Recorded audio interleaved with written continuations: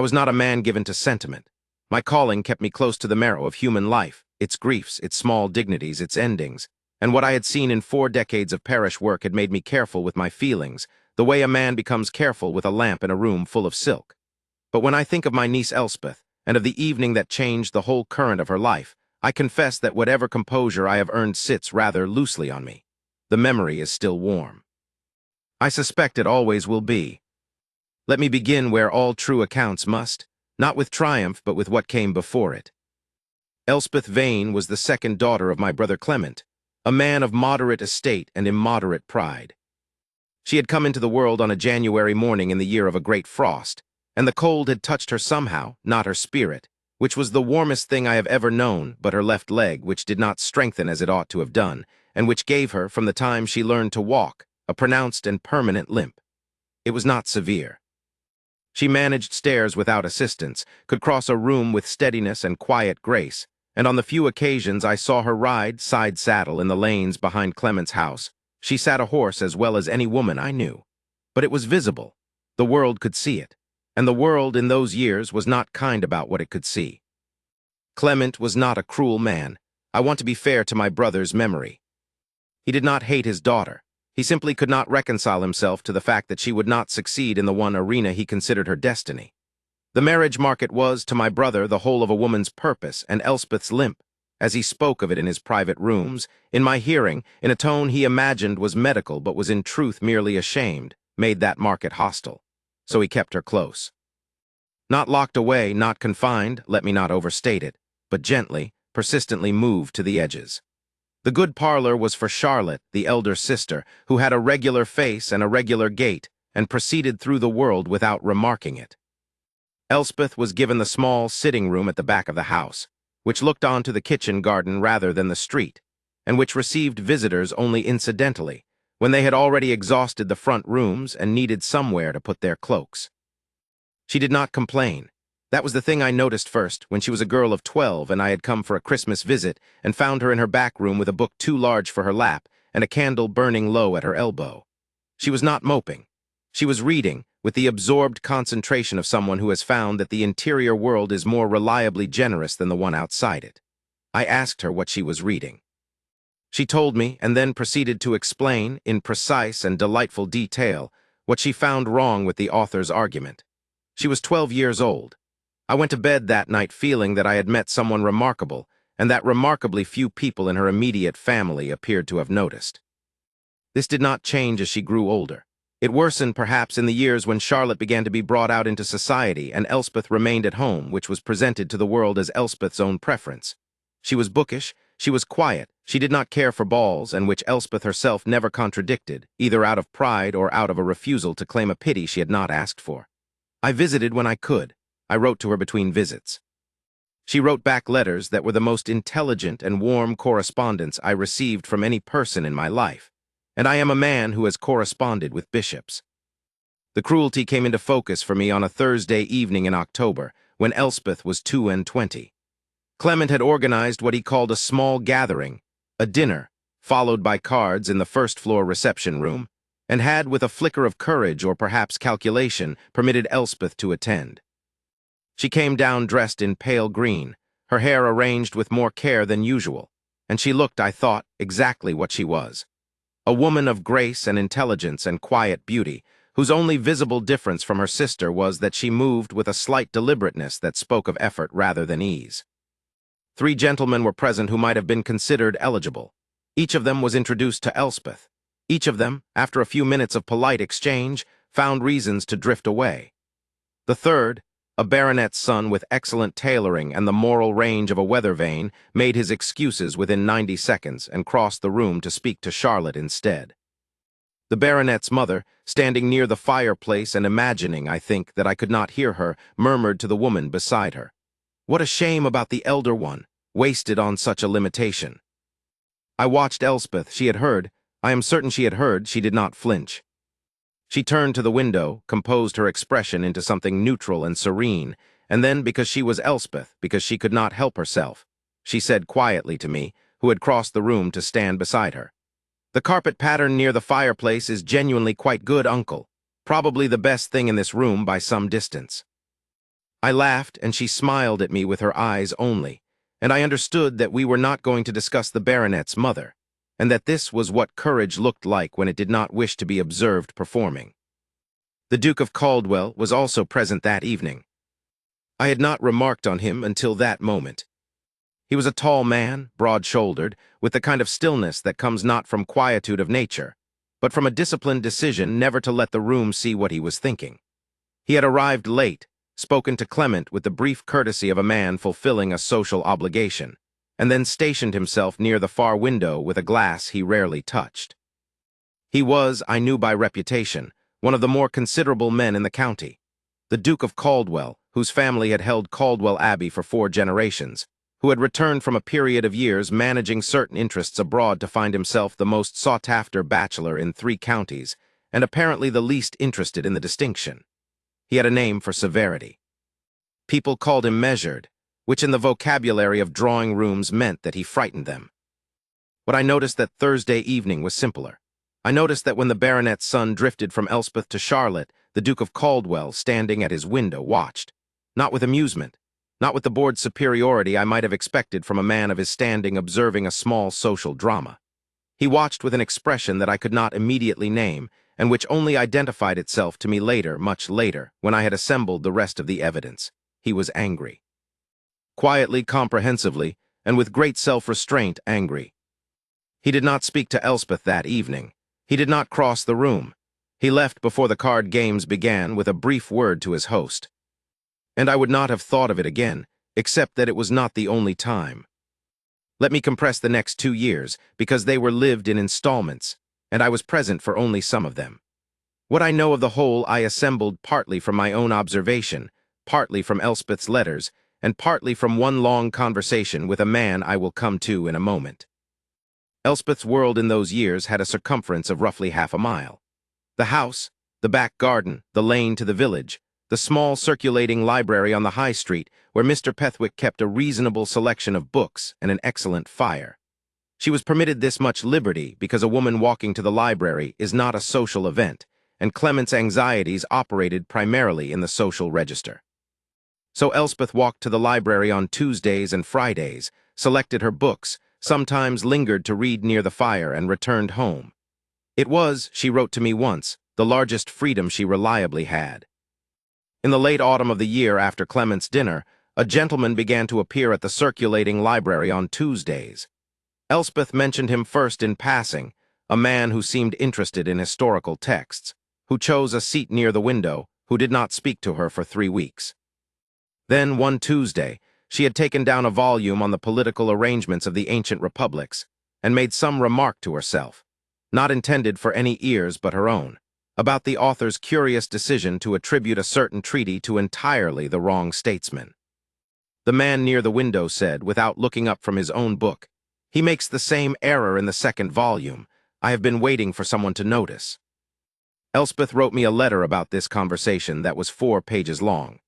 The man, who gave his name simply as Caldwell, which she took at first for a surname of no particular distinction, turned out to have opinions about ancient republics that she considered largely sound and occasionally inspired. He also had opinions about modern political philosophy, the reform of agricultural tenancy, the proper design of parish schools, and the question of whether the novel was a serious literary form or an extended distraction. On all of these, she told me, he was wrong in interesting ways, and she corrected him, and he argued back with what she described as a remarkable willingness to be corrected for a man. They spoke for nearly 2 hours. He left before she did. He was there again the following Friday. She did not know who he was for some time. When she discovered it, from a chance remark by Mr. Pethwick, who referred to him as His Grace, without apparently thinking this required explanation, she wrote to me in some bewilderment. The Duke of Caldwell had been sitting with her in the circulating library for 6 weeks, debating ancient treaties and the franchise question, and had not once mentioned his title. She did not know what to make of it. She was not, she wrote, under any illusion that it signified anything particular. A man of his position might perfectly well enjoy an intellectual sparring partner without any further implication. But she found it unusual. She found him, she wrote carefully, interesting. I should say something about the quality of Elspeth's interest. because it was not the kind of interest that a woman of her situation was expected to have in a man of his. She had not arranged herself hopefully near the library fire, had not softened her opinions in the hope of being found agreeable, had not done any of the 100 small things a young woman of her era was taught to do in the presence of an eligible gentleman. She had simply been herself, sharp, curious, uncompromising in argument, quick to laugh at a good point well made, relentless in pursuing one poorly made. And the remarkable thing, the thing that evidently kept him coming back on Tuesdays and Fridays, was that this appeared to be precisely what he wanted. There was something in the letters she wrote about him in those months, carefully, without any evident intention of revealing how much she was thinking about it. That had the quality of a person discovering, late and with some surprise, that the world might contain more room for her than she had previously been given reason to expect. The books began to appear approximately 1 month after that. Mr. Pethwick informed her one Tuesday that a package had been left for her, a parcel of 3 volumes, wrapped in brown paper, addressed in a hand she did not recognize, with no accompanying note beyond a slip of paper that said only, "I thought you might find the argument in Chapter 7 correctly attributed for once." 2 of the volumes were the texts she had mentioned wanting. The third was one she had never heard of, and which proved to be the most remarkable piece of political philosophy she had encountered in 3 years. She wrote me about this, and she asked, as she rarely asked anything, whether I had any notion of who might have sent it. I had a notion, I did not share it. I had begun by then to understand the shape of something, and I was not certain what it would become, and I had learned in 40 years of parish work that the wisest intervention is often none at all. By the following spring the parcels had come 3 more times. Each one contained books, each one contained that spare identifying line, a reference to something she had said, an argument she had made, a text she had mentioned, and each one was unsigned. Elspeth did not discuss the sender with me directly, but her letters had taken on a quality I recognized. She was thinking about something. There is a particular texture to her prose when she is turning a problem carefully in her mind, approaching it from different angles, testing its weight. She was doing that, and the problem was not a philosophical one. I came to understand the Duke's position in the end from a conversation I had with his steward, a gray-haired and sensible man named Forrest, whom I encountered at the county agricultural meeting in March, and who turned out to live 2 parishes from mine. We spoke of several things. Near the end of the evening, in a manner so oblique that it took me some days to fully parse it, he told me that his employer was a man of considerable restraint who had, in the course of the past 1.5 years, become entirely certain of something, and was navigating with great care the question of what to do about it. He said this without naming the something. He did not need to. He said one other thing, which I think he intended as a kind of explanation or perhaps a reassurance, that his employer was not a man who decided things lightly or revised them once decided, and that in his 30 years of service he had never known the Duke to pursue anything, a matter of business, a point of principle, a question of any kind, without seeing it through to its proper end. He said this with the quiet satisfaction of someone who has worked for the same man for a long time, and is rather proud of him. I drove home that night through a drizzle, and I thought about my niece in her back room, and about the man who sat with her on Tuesdays at the library and argued about ancient treaties, and I felt something settle in my chest that was very close to relief. And then I felt the thing that came immediately after it, which was dread, because I also knew what Clement was planning. He had told me in January. Charlotte was to be married in the summer, a satisfactory match, a gentleman of good income and no great imagination, exactly the kind of arrangement my brother had always intended for his elder daughter. And with Charlotte settled, Clement had decided that the question of Elspeth required, as he put it, resolution. He meant to send her to his wife's cousin in Westmoreland. A small house, a modest income, a quiet life in the northern countryside, away from the social machinery that she had in his view by her very existence, strained and embarrassed. He had discussed this with Elspeth once briefly, presenting it as a kindness. She had not argued. She had written to me afterward a letter that was the most controlled piece of correspondence I have ever received, perfectly even in tone, entirely factual in content, and which broke my heart. I wrote to Clement. I made the case I could make. He was not unkind in his reply. He simply did not see what I saw when I looked at his daughter, and nothing I wrote would give it to him. The arrangements for Westmoreland were proceeding. There was one more public evening before Charlotte's wedding, a gathering at Harwick House, the seat of a local family with a taste for large assemblies, to which Clement had consented to bring Elspeth because refusing would have seemed eccentric. It was, I think, meant to be her last appearance in that world. A final, quiet confirmation of the verdict that had already been rendered. I attended. I would not have left her there alone. Harwick House was everything such houses are. The candlelight too warm, the silk too bright, the air thickened with perfume and with the quiet urgency of people who needed to be seen by specific other people before the evening ended.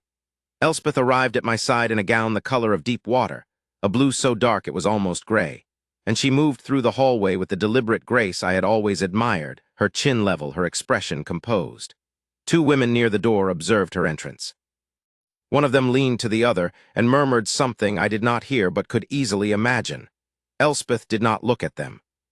She looked ahead and then she looked at me and she said, "The ceiling plasterwork is extraordinary. I don't believe I've ever seen acanthus leaves rendered at quite that scale."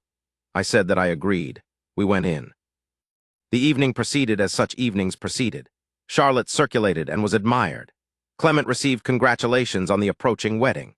Various gentlemen who had been positioned near Elspeth at previous gatherings found reasons to be positioned elsewhere. I stayed close to her and we talked, and she was, as she always was, the most genuinely interesting person in the room, which the room was entirely failing to notice. The Duke of Caldwell arrived at 9 o'clock. I saw him before Elspeth did. He came through the main doors with the unhurried manner of a man who had decided exactly what he was there to do, handed his coat to the footman without pausing, scanned the room once, comprehensively, precisely, the way a man reads a document he needs to extract one specific piece of information from, and found what he was looking for. He found Elspeth. He did not go directly to her. He spoke to his host. He exchanged brief words with a colonel who appeared to know him. He accepted a glass he did not drink from. And all of this took perhaps 8 minutes, and in those 8 minutes I watched him, and I understood from the angle of his attention, never quite turned away from the far corner where we stood, that he had known exactly where she was from the moment he entered the room, and that the 8 minutes were not hesitation but preparation, the way a man who has made his decision takes one last breath before he acts on it. He came across the room. He walked past 3 women in silk who turned toward him with the particular attention of women who have been hoping to attract exactly this kind of approach. He walked past a cluster of gentlemen who moved aside for him with the deference given to a man of his standing. He walked with no deviation and no acknowledgement of anything on either side, to the corner where Elspeth stood with her uncle, the country clergyman, holding a glass of lemonade and discussing ceiling plasterwork, and he stopped in front of her. The room noticed. I felt it, the quality of attention in the room shifting, the conversations slowing at their edges, the heads turning. People had been watching him since he arrived, as people always watched the Duke of Caldwell arrive anywhere, and now they watched to see where he had gone, and they saw. "Miss Vane," he said. His voice was not loud. It did not need to be. It carried the quiet of a man who had spent a lifetime not needing to raise his voice to be heard. Elspeth looked up at him. She was not startled. I think she had seen him come through the doors, had perhaps even tracked the 8 minutes with the same quiet attention I had. But there was a brightness in her face that I had not seen at any other point in the evening. Not surprise. Something steadier than surprise. "Your Grace," she said. "I owe you an apology," he said. "I recommended a text last autumn, the 2nd Harrington volume, without having fully considered its 3rd chapter, which is the weakest thing I have read in a decade. I should have warned you." "You should," she agreed. "The 3rd chapter is almost criminal. The first 2 are magnificent." "They are," he said, "which is what makes the 3rd so unforgivable." There was a pause, not an uncomfortable one. The kind of pause that exists between 2 people who are accustomed to silence in each other's company, and find it restful rather than alarming. Then he said, and his voice did not change its pitch or its steadiness, and he did not lower it to spare the room. "I had intended to raise a separate matter with your uncle this evening, in the appropriate formal manner, and I will still do so if you prefer. But I find I would rather ask you directly. I have found that most things worth doing are better done directly." Elspeth said nothing.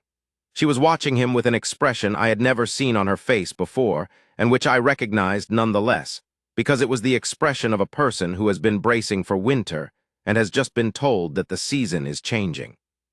I am asking, he said, whether you would do me the very great honor of becoming my Duchess.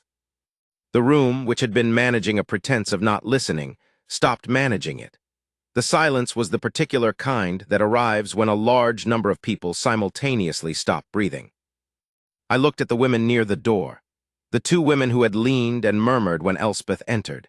They had turned fully around.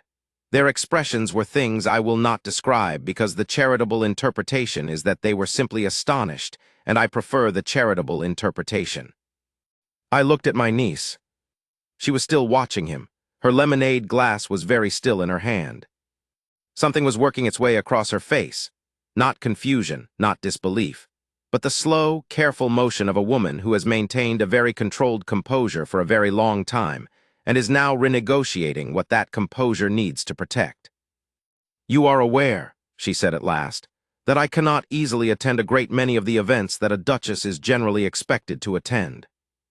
"I am aware," he said, "that you have a remarkable mind, considerable courage, and more genuine warmth than anyone else I have encountered in the past several years combined. The events can be managed. The rest cannot be replaced." Another pause, shorter this time.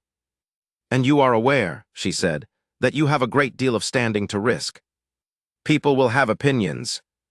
"People," said the Duke of Caldwell, with the mild detachment of a man discussing the weather, "have always had opinions.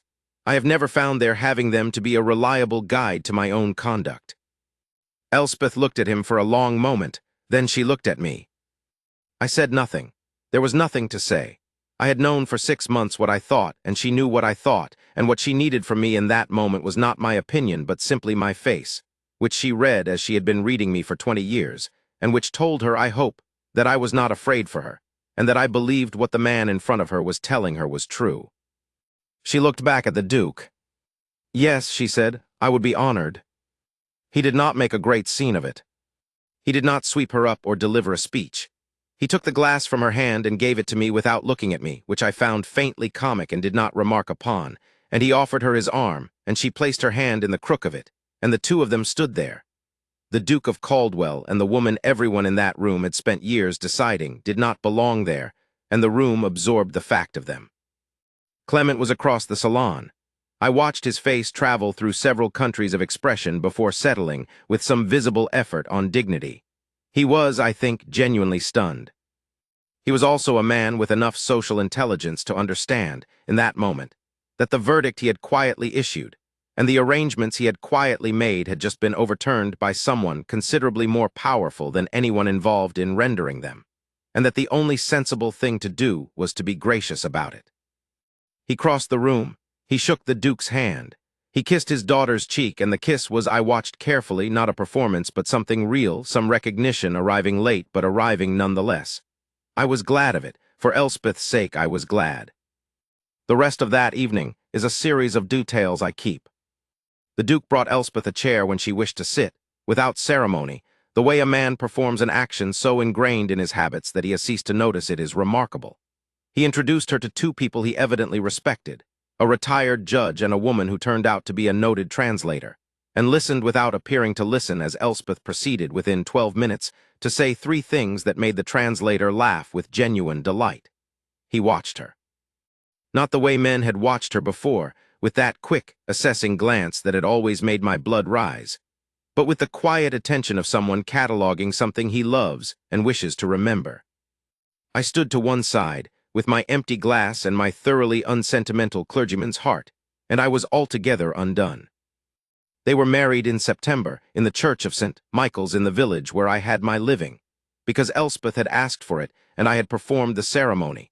And I am not a man who claims to have had anything in his eye at the moment she said the words, but I was certainly looking out the window for a period of some duration immediately afterwards. I visited them at Caldwell Abbey the following spring, and twice more in the years that followed.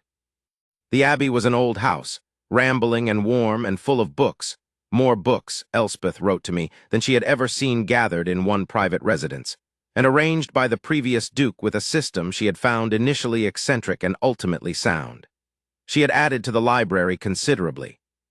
She had also, I gathered, reformed the management of several of the tenanted farms, contributed 3 anonymous essays to a philosophical periodical of some reputation, and become the source of an ongoing dispute with the Abbey's housekeeper about the proper temperature for the back sitting room, which Elspeth preferred warm and the housekeeper preferred cool, and which had, apparently, settled into a comfortable draw. The Duke, in the 2 visits where I had extended opportunity to observe him, was exactly what I had concluded he was from the evening at Harwick House. He was a man who had decided what he valued and organized his life around it with the same quiet, comprehensive attention he gave to everything else. What he valued was not difficult to identify. He brought her books. He argued with her at dinner, with the pleasure of a man who enjoys being argued back at, and she argued back with the pleasure of a woman who has found, at last, a room that is not too small for her. He helped her with her coat before she rose from a chair, not because she asked, but because he had noticed long ago at what angle the movement was easiest, and had simply arranged himself accordingly. He did not make a great deal of this, neither did she. It was the ease of people who have built something real and know it. I asked him once in his study, over a glass of excellent claret that he had opened with the casual generosity of a man who considered wine a medium of conversation, what had decided it for him. He considered the question with the same seriousness he gave to all questions, turning his glass slowly on the leather of the desk. "I used to go to those assemblies," he said, "and I would watch. I watched for 3 years before I understood what I was looking for. And then one evening, a dinner at your brother's house, as it happens, I watched a man she had been speaking to for 4 minutes find a reason to cross the room to her sister, and she turned to the window. And she did not flinch. She simply composed herself, and then said something to you that made you laugh, and the 2 of you stood there, and she was the most self-possessed person in the room. And I thought, this woman has been given a verdict by people entirely unworthy of rendering it, and she has decided not to accept it as true, and I have never admired anything so much in my life." He drank his claret, I drank mine. "And the library," I said, because I knew this part was in there somewhere. "And the library," he agreed. He paused. "Chapter 7. She was right about Chapter 7. I walked home through the Abbey's long lane that evening, in the early dark of an autumn that smelled of wood smoke and turned leaves, and I thought about the back room that looked onto the kitchen garden, and the candle burning low, and the 12-year-old girl with the book too large for her lap. I thought about the 30 years of her life that had been spent in spaces made small by other people's limitations, and I thought about the woman I had watched at dinner that evening, who had argued a philosophical point to a standstill and laughed afterward with her whole face, comfortable and unguarded and at home. There is a word for what the Duke of Caldwell did in that room at Harwick House when he walked past every silk dress and every hopeful face and stood in front of my niece and asked his question aloud. People have called it courageous. Some called it eccentric. 1 or 2 in the drawing rooms of the county called it impulsive, which told me a great deal about their understanding of the man and rather less about mine. I call it accurate. He saw what was there. He said what was true. That is the whole of it, reduced to its plainest form, and in 40 years of reading the great texts I have not found a simpler or a better account of what love, in its finest expression, looks like. She became his Duchess in September, in my church, in the early light of a morning that smelled of autumn and stone, and she walked up the aisle on my arm with the deliberate, unhurried grace that had always been hers, and she said her vows in a clear, steady voice that reached the back of the nave, and she smiled at the man waiting for her with the smile of someone who has been told, at last, the truth about themselves. And I have never, in any of the years since, heard her described as a limitation.